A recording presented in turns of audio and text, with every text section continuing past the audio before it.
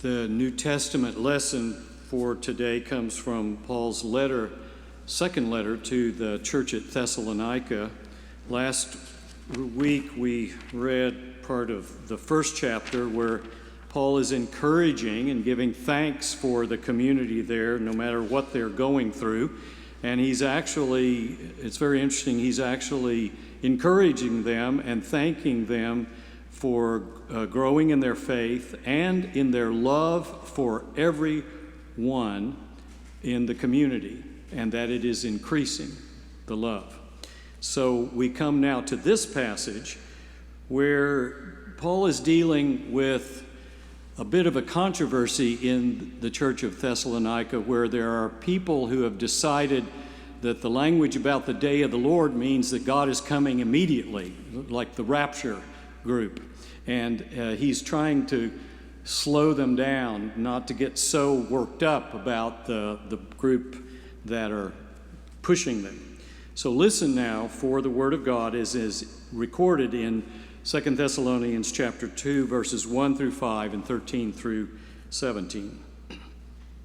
As to the coming of our Lord Jesus Christ and our being gathered together to him, we beg you, brothers and sisters, not to be quickly shaken in mind or alarmed, either by spirit or by word or by letter, as though from us, to the effect that the day of the Lord is already here. Let no one deceive you in any way, for that day will not come unless the rebellion comes first, and the lawless one, he's referring to evil and to Satan, is revealed, the one destined for destruction. He opposes and exalts himself above every so-called God or object of worship, so that he takes his seat in the temple of God, declaring himself to be God. Do you not remember that I told you these things when I was still with you? We pick up with verse 13. But we must always give thanks to God for you, brothers and sisters, beloved by the Lord, because God chose you as the first fruits for salvation through sanctification by the Spirit and through belief in the truth. I want to pause for a moment because in our Bible study we talked about the fact that there are so many enormous themes that are in Christian theology in each word in this sentence. You could give a whole series of sermons just on this one verse. Listen to it again. We must always give thanks to God for you, brothers and sisters, beloved by the Lord, because God chose you, that's the doctrine of election, as the first fruits for salvation through sanctification by the Spirit and through belief in the truth. Amazing verse. Like a summary of Christianity there. For this purpose, he called you through our proclamation of the good news so that you may obtain the glory of our Lord Jesus Christ. So then, brothers and sisters, stand firm and hold fast to the traditions that you were taught by us, either by word of mouth or by our letter. And now may our Lord Jesus Christ himself and God our Father, who loved us and through grace gave us eternal comfort and good hope, comfort your hearts and strengthen them in every good work and word. Friends, this is the word of the Lord. Thanks be to God. I heard about this church the other day that has massive doors out front, large cathedral, like ours, but much larger. And over the massive doors is a sign that reads, "The Gates of Heaven." And under it is a little cardboard sign that says, "Please use other entrance." That's an interesting little summary of the text we've read today, because Paul's church in Thessalonica is full of people who are very concerned about getting through the gates of heaven, just getting into heaven. Have you ever noticed that there are as many ways to heaven as there are denominations? I remember in a new member class once we were going around the room talking about different denominations we'd belong to if we didn't grow up Presbyterian. People were naming Methodist and Episcopalian and all different kinds of churches. And one woman said, well, I grew up a Baptist. I've never been anything but a Baptist. My whole family is Baptist. Everyone in my family, my mother, my father, we're all Baptists, but now I have decided to become a Presbyterian. And she said that she called her mother the other day to tell her that she was joining the Presbyterian church, and her mother thought for a moment and replied, well, I declare. That's a little bit like, bless your heart, isn't it? I mean, it's got a little bit of a positive, and why, I declare. Now, I will say to you that the tone of Paul's letter is exactly like that. When he hears what's going on in the Thessalonian church, well, I declare, you all seem to be hanging with the wrong crowd, and the crowd they're hanging with is the rapture group, who are giving them the wrong story about the end of time. They're focused on the eschaton, the apocalyptic end of world language, and they're all caught up in all of it, and they're doing what you might call hysterical waiting. You know what that is. We've all done hysterical waiting at some time or another in our lives, haven't we? A loved one or a friend is on the table in a touch-and-go surgery, and we're waiting to hear what's happened. The clock seems to run so slowly, and we tap our feet and we pace the floor. We want to be there and we don't want to be there all at the same time. That's hysterical waiting. Or you're waiting for the pathology report and it just doesn't seem to come fast enough. That's what hysterical waiting is. But this is a different kind. This is hysterical waiting that totally consumes your life. This day of the Lord type group that we find in every generation. They are sure the world is coming to an end any moment now. We know these people, the Heaven's Gate folks out in California a few years ago. Remember way back the Reverend Jim Jones, who took all of his followers to Guyana and they all died together?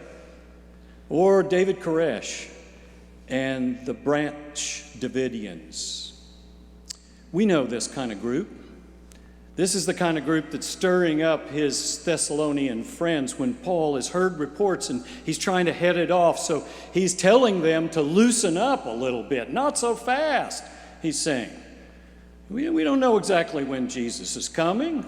Sometimes you just have to tell folks like this to loosen up. I remember flying somewhere once, and I was sitting next to a gentleman who asked me what I did for a living, and I said, I'm a minister. That's always a mistake because they want to tell you their life. I should say I sell insurance or something, which shut them up quickly, but no, he wanted them to tell me all about it. He said he's a member of a church that believes the rapture is coming any moment now, and he told me, you better get ready for it.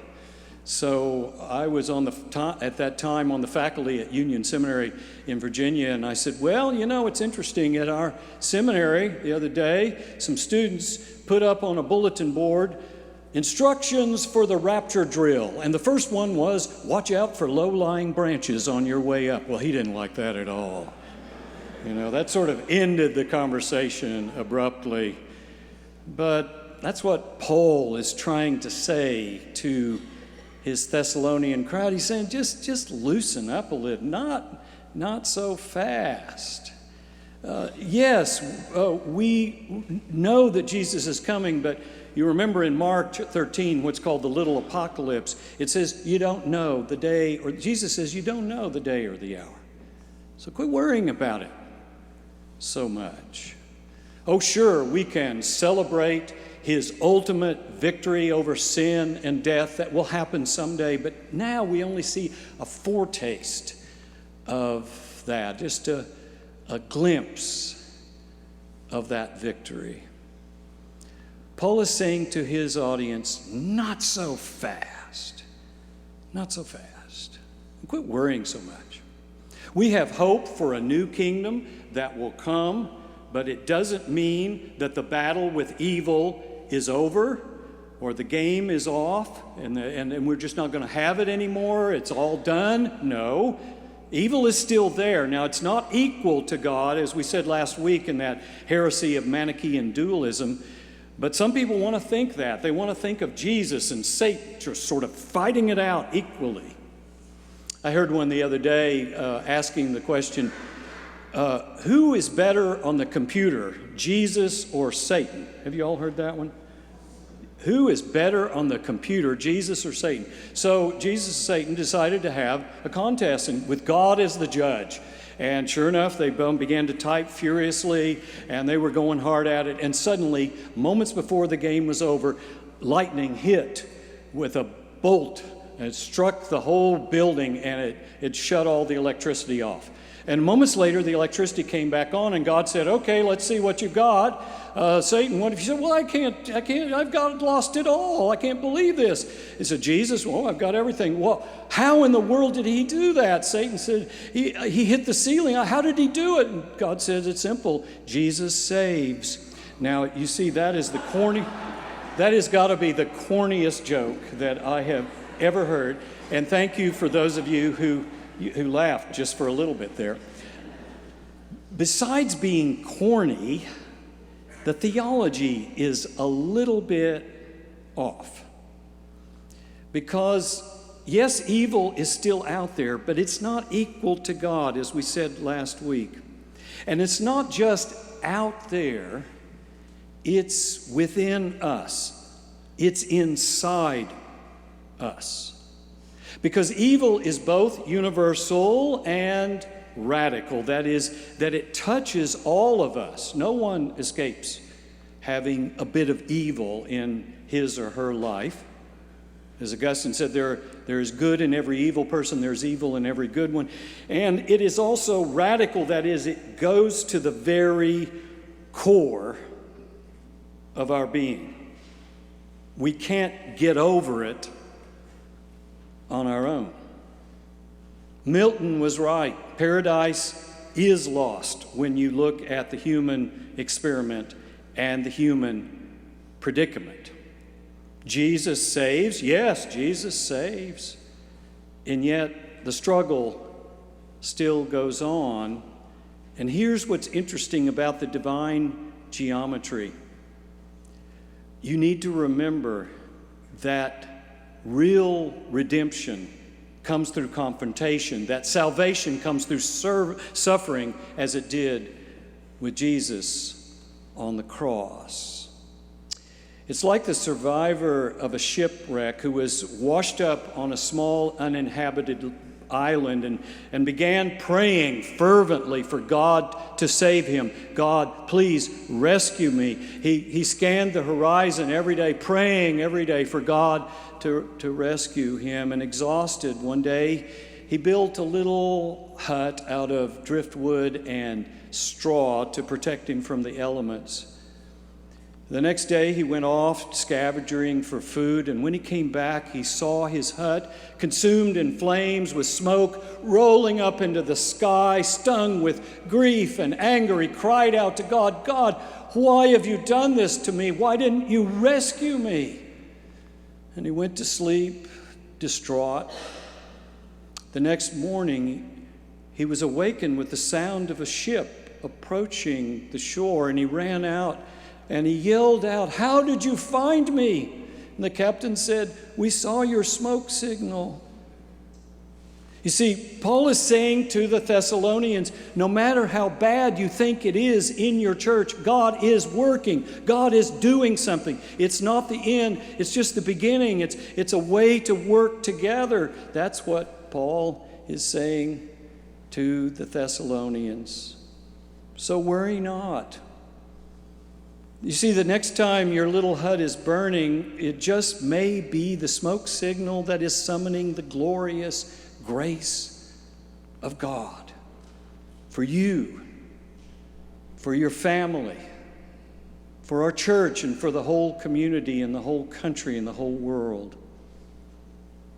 So one final point I want to make, and that is what Paul is making. Don't be in such a rush to beat up on each other because you have theological differences, because you have different views of faith or different ways of acting them out. No, we are called to be together as a community, just as a family is called together, even though they disagree on some things here and there. And Paul, in that first chapter I mentioned earlier in verse 3, congratulates them on beginning to listen to each other, even though they disagreed on some things. And that's what we are called to do as the body of Christ. We need to slow down and be with each other and listen to each other. One poet put it this way: slow down for prayer, slow down to care, slow down for the one who needs some bread, slow down for God, slow down for others. Take your eternity, he said. So in the Seattle Special Olympics several years ago, 9 contestants lined up at the starting line for the 100-yard dash, all physical, mental impairments, all ready to go. And when the gun went off, they took off, not so much in a dash, but with the relish to get to the finish line and to win the race. That is, all except for one little boy who stumbled and tumbled on the tarmac over and over, all skinned up, landed, and began to cry. All 8 stopped, turned around, looked at the little boy who was crying, and all 8 went back to him. And one little Down syndrome girl leaned over and kissed him on the cheek, and she said, "Maybe that'll make you feel better." And then all 9 linked arms to the finish line together. That's a picture of the kingdom of God. It's a picture for you and me. The crowd cheered in a standing ovation, and the cheering went on for several minutes, and people who were there will still tell the story. Why? Because life is not just about winning for ourselves, it's about helping others win. It's about slowing down and rethinking who we are as the people of God and the children of God. To this God be all honor and blessing and glory and praise from this day forth and forevermore. God bless you all.